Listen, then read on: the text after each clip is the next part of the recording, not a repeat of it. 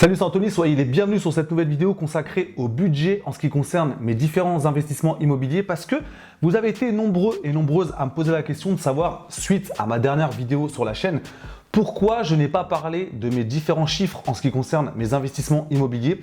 Alors c'était tout simplement parce que je ne voulais pas alourdir la vidéo en ce qui concerne mon budget personnel et c'est vraiment deux choses différentes pour moi. J'ai vraiment deux tableaux différents en ce qui concerne à la fois mes revenus salariés, mes dépenses personnelles et de l'autre côté tout ce qui touche aux différents investissements immobiliers, c'est même des comptes séparés au niveau de la banque. Cette vidéo sera consacrée à ce deuxième point, tout ce qui concerne l'investissement immobilier, en sachant que j'ai à ce jour 4 appartements, un appartement, un 2 pièces qui est meublé à l'année, 2 appartements en colocation et enfin un 4e appartement qui est un studio. Donc on va vraiment partir sur un état des lieux de tous ces chiffres en ce qui concerne le bilan du mois de mai. Je tiens à préciser que ce n'est pas forcément représentatif parce que ça dépend des mois. Il y a des mois par exemple où on a les charges de copropriété qui tombent et là ce n'était pas un mois où j'avais besoin de payer ces charges. Donc forcément les chiffres sont un petit peu à prendre avec des pincettes. Mais voilà, l'objectif c'est comme d'habitude d'être transparent par rapport à vous.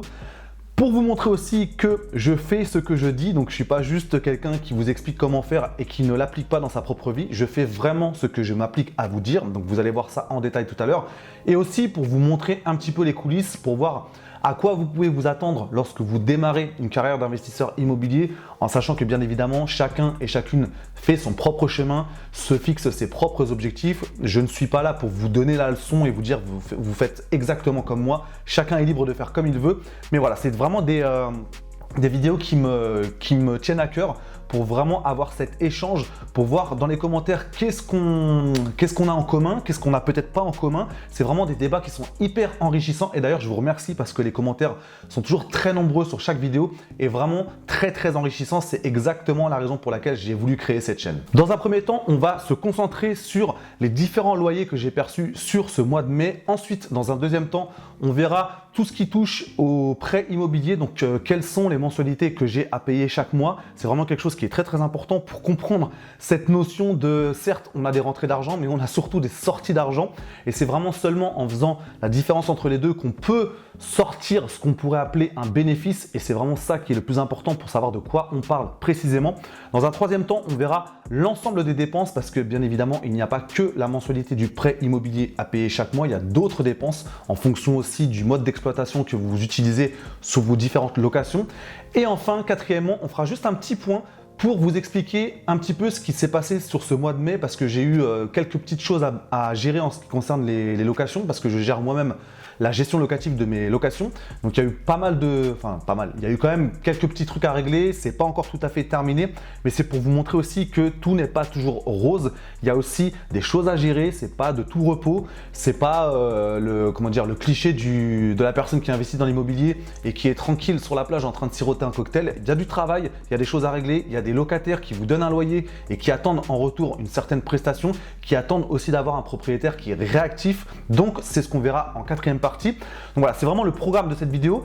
Si ce n'est pas encore fait, pensez à vous abonner à la chaîne pour continuer à faire grossir cette communauté, qu'on continue à se motiver mutuellement parce que c'est vraiment quelque chose qui me plaît. En fait, on est comme une équipe qui avance ensemble, on se donne des conseils, on se donne des astuces. Ça m'intéresse de savoir où vous en êtes en fonction de vos différents investissements, que ce soit en bourse, en immobilier, peut-être les deux, peut-être même d'autres formes d'investissement, peut-être même de la création de business. Donc pensez à vous abonner à la chaîne et on se retrouve tout de suite pour ce qui concerne les différents loyers que j'ai perçus sur ce mois de mai 2021. On se retrouve donc sur mon écran, je vous ai préparé un nouveau fichier Excel, donc c'est vraiment celui que j'utilise pour les différents investissements immobiliers que j'ai, pour avoir un suivi mois après mois.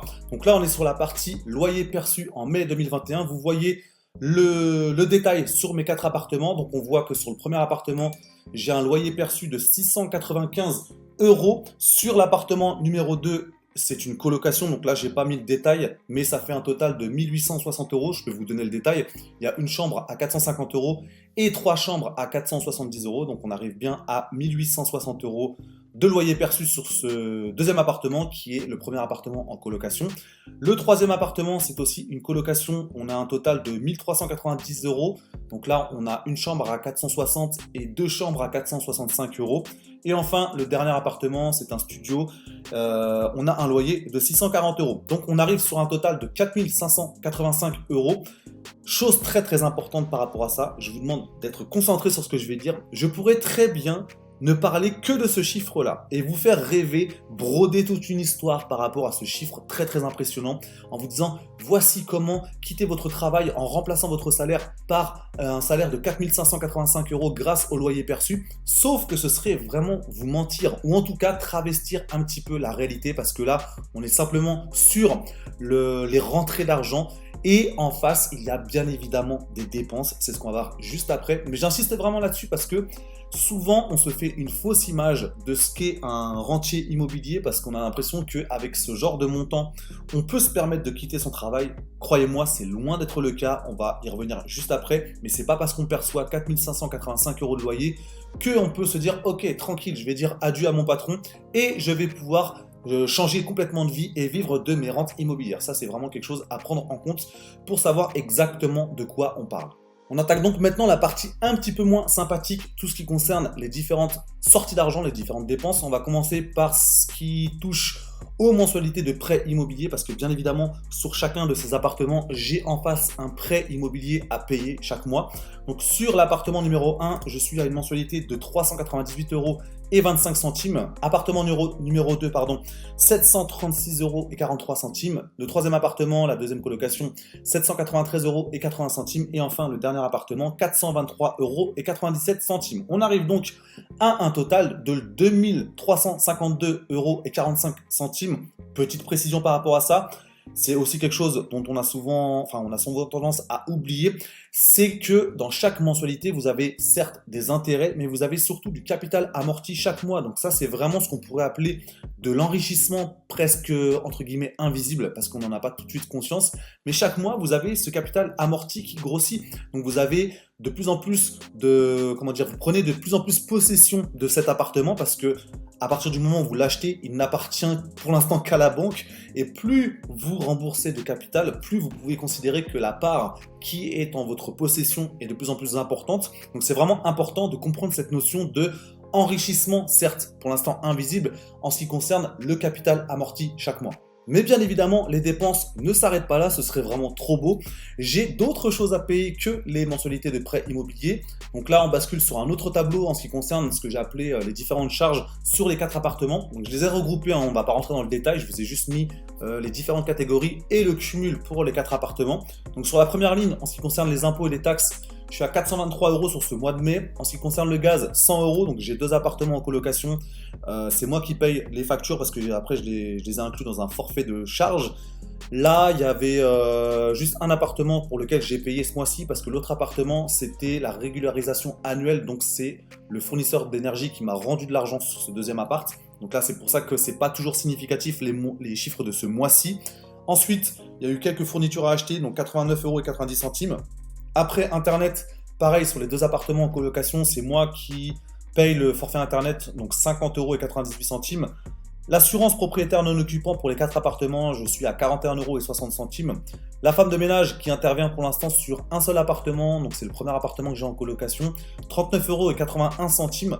À voir si je la fais aussi intervenir sur le deuxième appartement, il faut que je réfléchisse par rapport à ça.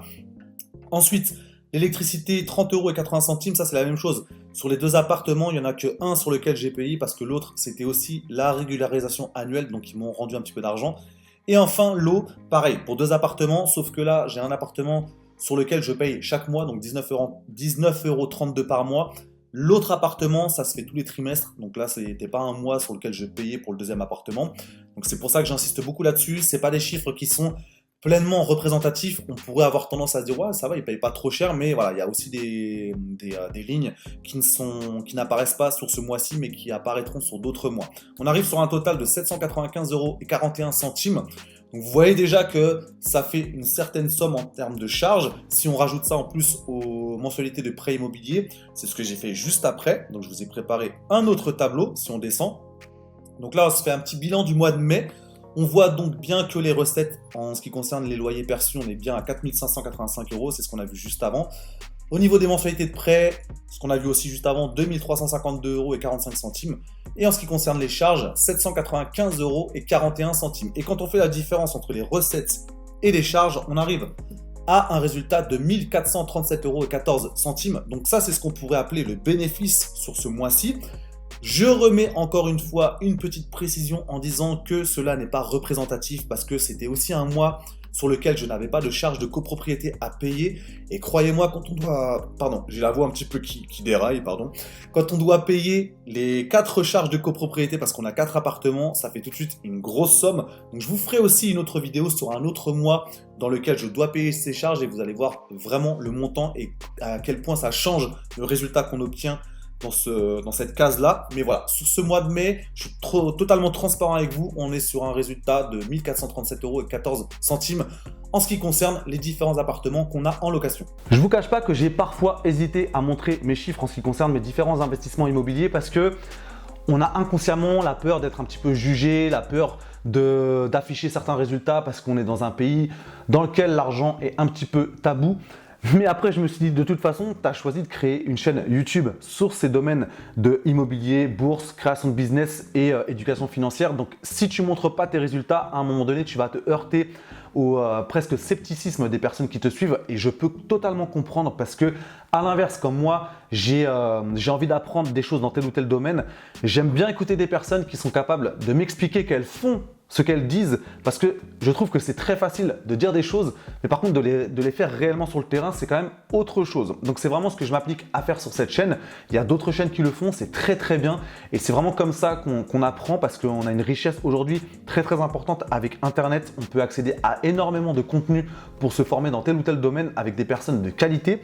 Donc voilà, c'était la petite hésitation que j'avais il y a quelques temps. Je ne savais pas si j'allais montrer mes chiffres, mais sincèrement, ça me fait hyper plaisir. Je suis vraiment déjà pressé au moment où je tourne cette vidéo d'avoir votre retour dans les commentaires pour voir un petit peu comment vous vous situez par rapport à ces chiffres-là. Est-ce que vous faites mieux? Est-ce que vous faites moins bien? Est-ce que vous avez commencé à investir dans l'immobilier? Est-ce que vous êtes en train d'hésiter à le faire? Est-ce que vous avez des questions par rapport à ça? C'est vraiment quelque chose, à chaque fois, je suis pressé d'avoir vos commentaires.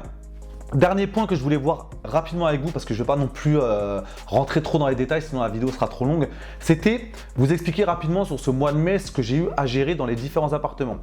Donc 4 appartements, l'appartement numéro 1, l'appartement numéro 4, rien à faire. C'est vraiment des personnes qui sont là depuis un certain temps. J'ai pas de retour parce que tout se passe bien.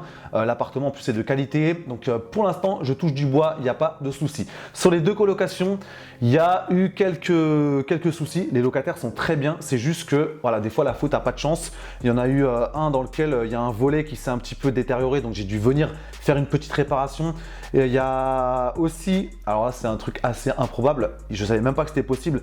Il y a une locataire qui m'a dit qu'il y avait une queue de rat au fond de la cuvette des toilettes. Donc apparemment, il y a un rat qui a réussi à remonter par le tuyau d'évacuation des toilettes. Donc je ne savais pas que c'était possible, mais je me suis renseigné, effectivement, c'est possible. Donc ça, c'était aussi quelque chose que je suis en train de gérer. Je viens d'appeler le syndic ce matin pour essayer de voir avec eux comment on pouvait gérer la situation. Qu'est-ce qu'il y a eu aussi? Il y a aussi un problème toujours de ventilation en fait dans ces 2 appartements qui sont dans la même résidence, la résidence des années 60. Pas de VMC en fait, donc pas de système d'aération vraiment comme on peut avoir aujourd'hui, donc ça pose parfois des soucis. J'ai un appartement dans lequel il y a eu il y a quelques mois des traces d'humidité en fait dans les chambres. C'était vraiment quelque chose de gênant en fait. Je me mettais à la place des locataires, c'est pas du tout agréable. Là c'est dans l'autre appartement dans lequel il y a 2 champignons qui ont poussé dans la salle de bain, donc j'y vais tout à l'heure avec mon artisan pour qu'on regarde en détail de quoi il s'agit. Donc il y a eu pas mal de choses à gérer, il y a encore d'autres trucs mais on va pas non plus rentrer trop dans le détail, mais c'est aussi pour vous montrer, de toute façon vous le savez très bien si vous avez vous-même des appartements, si en plus vous faites vous-même la gestion locative, qu'il y a aussi cette partie qui fait partie du jeu, ce côté un petit peu moins sympa, un petit peu moins glamour de devoir régler des situations sur tel ou tel domaine en ce qui concerne les appartements, mais clairement ça fait partie du jeu, j'arrête pas de vous le dire.